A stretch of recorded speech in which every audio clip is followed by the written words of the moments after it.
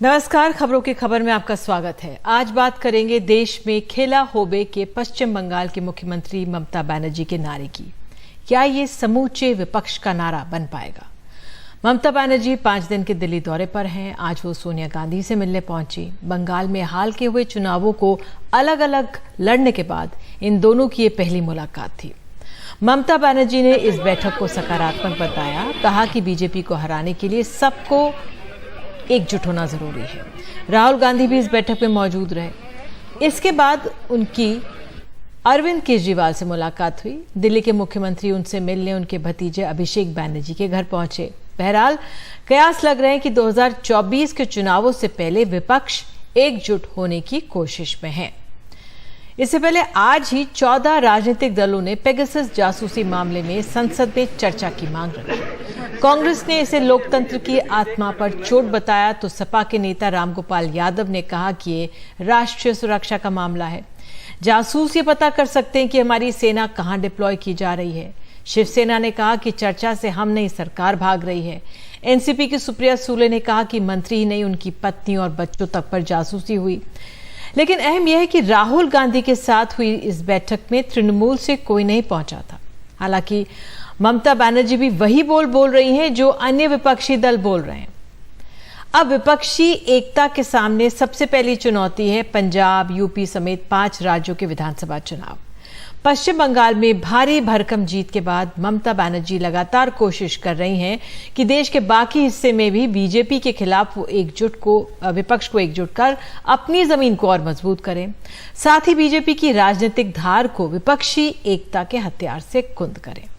तो आज हम यही सवाल समझने की कोशिश करेंगे कि क्या विपक्ष एकजुट हो पाएगा इन चुनावों से पहले। हमारे साथ 2 खास मेहमान हैं। विनोद अग्निहोत्री, सलाहकार संपादक अमर उजाला हैं, और साथ ही निर्मल पाठक, संपादक पीटीआई भाषा हमारे साथ हैं। सबसे पहले विनोद जी, मैं आप ही के पास आऊंगी और आपसे समझना चाहूंगी, आज जो दृश्य आए हमारे सामने, ममता बनर्जी ने जिस तरह से सोनिया गांधी से मुलाकात की है और फिर अरविंद केजरीवाल से उनसे मिलने पहुंचे हैं, कितना अहम लग रहा है आपको ये बैठकों का दौर? देखिए निधि जी, पश्चिम बंगाल में ममता बनर्जी की तूफानी जीत के बाद ये स्वाभाविक था। हम सब लोग इस मान के चल रहे थे कि ममता बनर्जी अब खाली बंगाल में ही रुकने वाली नहीं है, वो बंगाल से बाहर निकल करके अपना प्रभाव विस्तार करेंगी। प्रभाव विस्तार से मेरा मतलब ये नहीं कि तृणमूल कांग्रेस पूरे बंगाल में पूरे देश में छा जाएगी। ममता बनर्जी व्यक्तिगत रूप से जो है वो सबसे मिलेंगी। इसके 2-3 फायदे हैं। पहला तो ये है कि 2024 में हालांकि भी 3 साल हैं, लेकिन उसका जो पूरा ताना बाना है वो अभी से बुना जाना लगेगा, क्योंकि 2022 के जो 5 राज्यों के चुनाव हैं वहां पर विपक्षी एकता की अग्नि परीक्षा होनी है। अब उत्तर प्रदेश में सपा बसपा क्या करेंगे, कांग्रेस की क्या भूमिका होगी। उत्तराखंड में तो खैर कांग्रेस और बीजेपी के बीच है, लेकिन आम आदमी पार्टी भी वहां खम ठोक रही है। पंजाब में भी आम आदमी पार्टी, कांग्रेस और एक दूसरे के आमने सामने हैं। तो ये सारे जो पेच हैं, इनमें ममता बनर्जी किस तरह से विपक्षी एकता का ताना बाना बुनेंगी, वो एक चुनौती उनके सामने है, और इसीलिए उन्होंने इसकी कवायद शुरू कर दी है। वो सोनिया गांधी से मिली, अरविंद केजरीवाल से मिली, हो सकता है कि शरद पवार से भी मिले, अखिलेश यादव से भी मिले। आज उन्होंने कहा भी, जो पत्रकारों से बात की, मैं भी था उसमें, आज उन्होंने कहा कि मैं सबसे मिलने जाऊंगी, मैं नवीन पटनायक से भी मिलूंगी, मैं जगन रेड्डी से भी मिलूंगी और मैं सबसे मिलूंगी। तो कुल मिलाकर के वो अपने को उसी भूमिका में ला रही हैं जिस भूमिका में कभी हरकिशन सिंह सुरजीत थे, या 1986, 87, 88 में जब 87 में चौधरी देवीलाल हरियाणा के मुख्यमंत्री बने थे, वो भी इसी तरह की भूमिका में आए थे। बिल्कुल, ये बहुत अहम बात आपने बोली कि आपने जिस तरह से याद किया है। लेकिन मैं आपसे ये समझना, अभी आगे बढ़ेंगे हम, अगर मैं निर्मल पाठक आपसे, जो भूमिका अपने लिए ममता बनर्जी बनाने की कोशिश कर रही हैं, वो भूमिका उन्होंने कमाई है। पंजाब में जिस तरह से पश्चिम बंगाल में उन्होंने जीत दर्ज की, जो उनकी ये भूमिका है, क्या जो अन्य विपक्षी दल हैं उनको स्वीकार्य होगी? मैं विनोद जी को एक्चुअली बस सुन नहीं पाया, पर इस सवाल का जवाब तो मैं ये हरकिशन सिंह सुरजीत का उन्होंने जिक्र किया है, मैं उनका जिक्र जो किया एक सूत्रधार के तौर पर। अब आज मेरे सहयोगी बता रहे थे कि ममता बनर्जी एक सूत्रधार के तौर पर अपने आप को सामने रखना चाहती है, लेकिन क्या वो वाकई में सिर्फ सूत्रधार के तौर पर अपने आप को सामने रखना चाहती है, या उससे बड़ी भूमिका चाहेंगी, वो भी एक सवाल है। तमाम सवाल है अगर जब विपक्ष एकजुट हो। तो मैं आपसे ये पूछना चाह रही हूँ, क्या विपक्ष की एकजुटता क्या हो पाएगी, बड़ा सवाल है। क्या ममता बनर्जी की भूमिका को ये तमाम विपक्षी दल मान पाएंगे? देखिए, विपक्ष के जो गैर भाजपाई दल हैं उन सब में एक ये चिंता है भाजपा का, जिस तरह से प्रसार उनका बढ़ रहा है, जिस तरह से भाजपा पांव फैला रही है और जिस तरीके से फैला रही है, उसको लेके विपक्ष के जो गैर भाजपा दल हैं उनमें एक चिंता भी है और एक एहसास भी है कि अगर एकजुट नहीं हुए तो धीरे धीरे सभी को मुसीबत झेलनी पड़ेगी।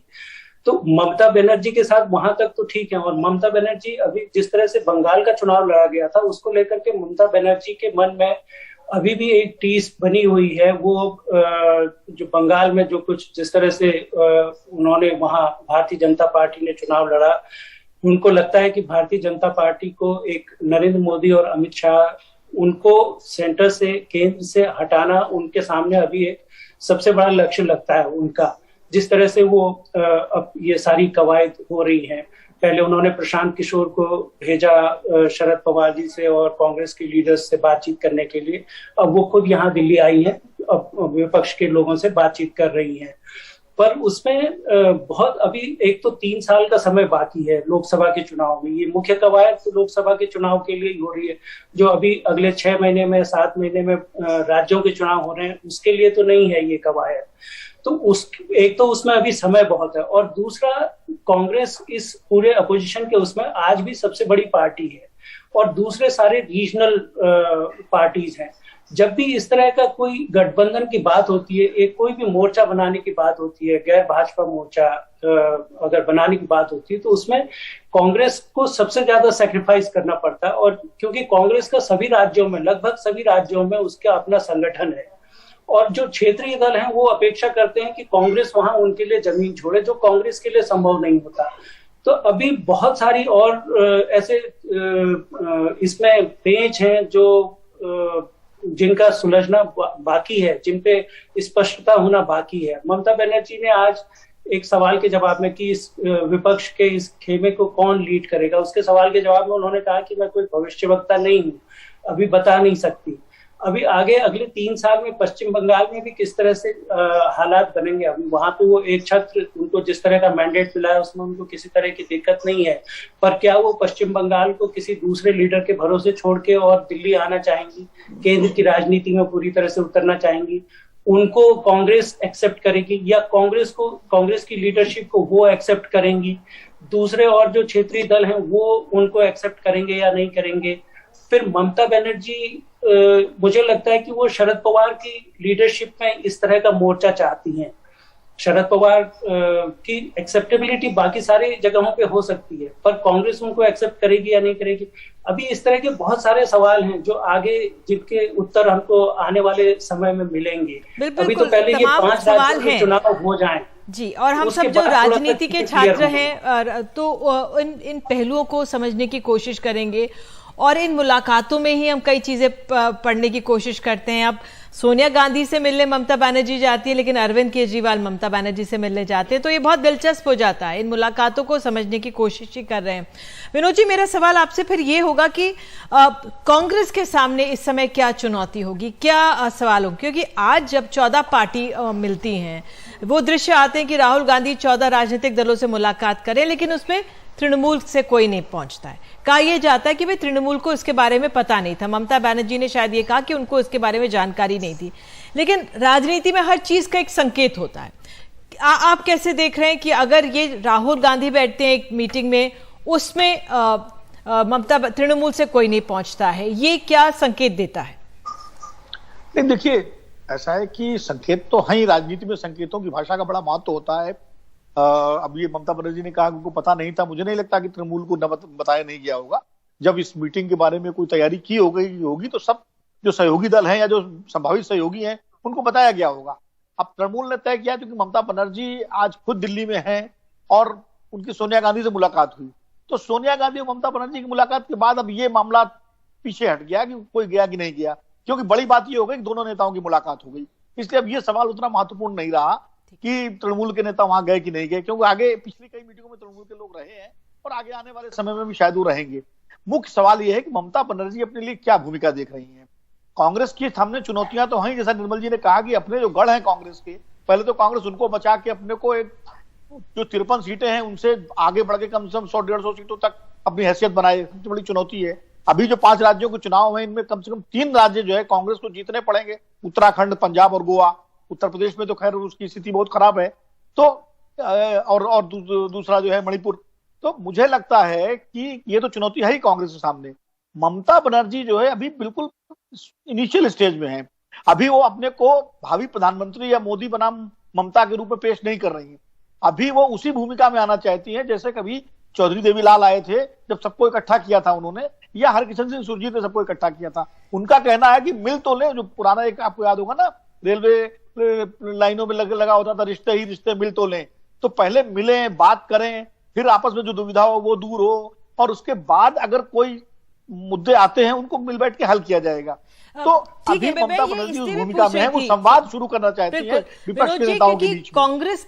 कांग्रेस का जो रुख रहेगा वो बहुत अहम रहेगा। आपने सही कहा कि सोनिया जी से मुलाकात होगी तो ये कौन कहाँ इस बैठक में गया, कोई नहीं, तो ये सब अब सवाल हमें दरकिनार कर देने चाहिए। लेकिन हमें ये भी देखना होगा कि कल कांग्रेस ने इसके लिए कितना ग्राउंड वर्क किया था। 3 बड़े बड़े दिग्गज नेता जो कांग्रेस के वो ममता बनर्जी से मिलने पहुंचे थे, तो कांग्रेस ने शायद इस बैठक के लिए काफी ग्राउंड वर्क किया होगा, तब ये आज संभव हो पाया।